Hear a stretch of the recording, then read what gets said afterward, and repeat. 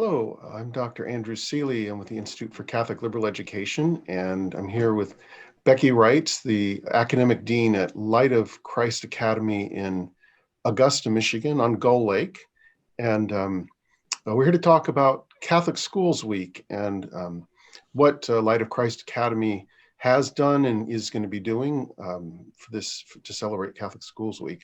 And the inspiration for this was Colleen Richard, our Director of School Services, reached out to all of our member schools to get ideas from them for how they were celebrating it. And we put it together in a document called Inspiration for Catholic Schools Week 2021.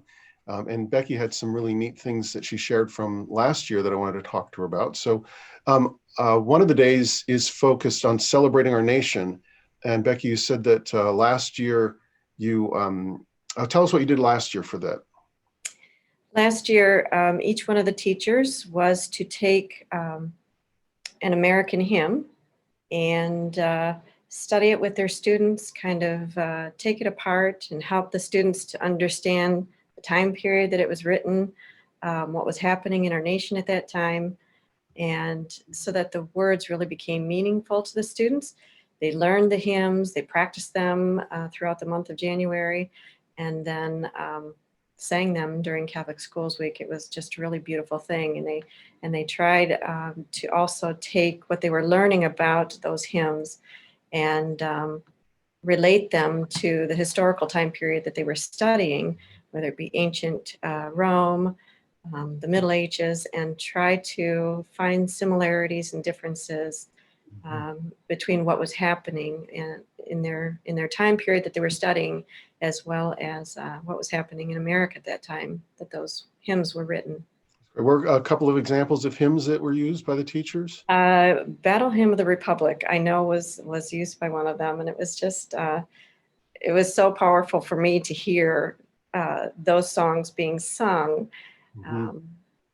We don't hear them very often anymore. No, we don't hear singing of hymns that are really accessible to everybody. We don't hear that very much anymore at all. And so you don't hear them from young children anymore. Yes. How did the kids react to that? How did the teachers react to it? Oh, they're so excited. They're so proud of their work too. I mean, when they memorize something like that and they get it down, they were just very excited about it. And I think it just helps them to engage so much more in their learning, because they can make connections between things that they're currently learning and how that impacts something that may be much more far-reaching. I hope they did a number of verses. You get to in the beauty of the lilies, Christ was born across the sea. That's such a poetically powerful. Yeah. And for them to see that Christ was the center of our nation. Yes. At one time. That's great. And for them, and then you for celebrating vocations, you had tell me what you did with that last year. Well, we have two parents who have sisters who are sisters, and so they offered to come in and talk a little bit about their call to the vocation, and talked about the length of time that they needed to study and the different stages to completing their vocation, or not their vocation. What am I trying to say? The novitiate and the formation process. The formation process. Thank you. So, and along with that, I'm going through it right now, so it's hard. So along with that, they also brought the different veils, the different dress components to that, and had the kids try them on and talk about each one of the levels as they would be graduated from one to the next, and how long each one took. And it was just a nice visual and a nice opportunity for the kids to see that it's a very tangible and reachable thing. Right. It's I mean, something like that can do amazing things for vocations because it takes what seems like abstract and other things other people do that are very strange and shows them, no, there's a real people and they're real. They get to imagine it so much more distinctly. And so that can open things up for them as they grow older, it's something they're more familiar with and comfortable with, even if it's, Mm-hmm. so that can make them think about it a little more. Well, I think, yeah, I mean, when they hear the life stories about how somebody says, I never ever would have considered being a religious sister, and then all of a sudden, this happened to me, and I started thinking, or, I put it out of my mind, and then it just kept coming back. And, Yeah. especially to adolescent students, they need to hear these things, that um, knowing what your vocation is takes time. It takes prayer. It takes commitment. It takes Yes. listening, silence, Mhm. listening to the voice of God.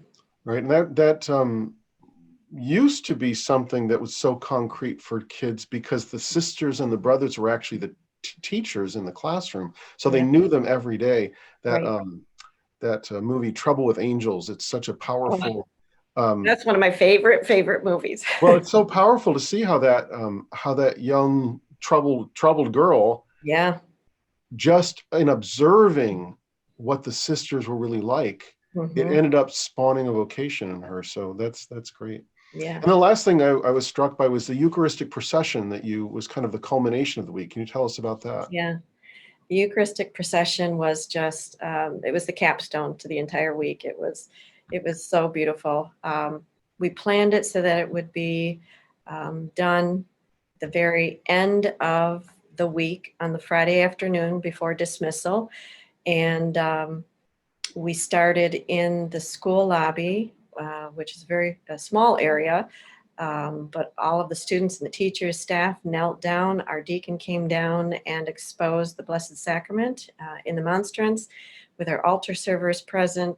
And from there, I believe we sang the Divine Praises down there, and sang some other hymns, and then processed through our social hall down to the church, where we all took place in the pews and adored Jesus in the Blessed Sacrament for a while, prayed a rosary, and sang more hymns. And it was just beautiful. And you can see the students there are just so engrossed in what's happening there. It just Yes. makes your heart so happy. Yeah.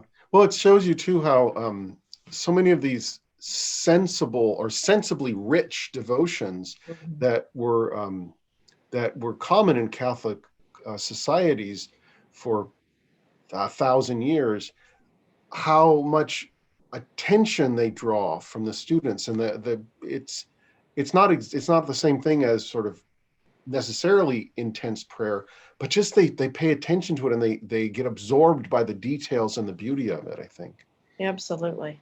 And I think that's really evident in this picture here. Yes. Thank you. So, and then so this was it sounds like a very Catholic celebration of Catholic Schools Week for It your absolutely school. was. It absolutely was. And I think to a level that I myself had never experienced before. I was cradle Catholic, went through Catholic schools all my life, Catholic school employee for 30 plus years. And um, this was just truly, devoutly, authentically Catholic. And Well, it just kept reverberating within me that this is what we should be celebrating and how we should be celebrating for Catholic schools, because we are so unique in the world. And we need to really just celebrate that. yes, amen. Thank you so much for your time, Becky. I really appreciate it. Absolutely. Absolutely. I was happy Continue your to. great work. Oh, thank you. Thank you. Look forward to it. Thanks, All Andrew. right. God bless. Bye.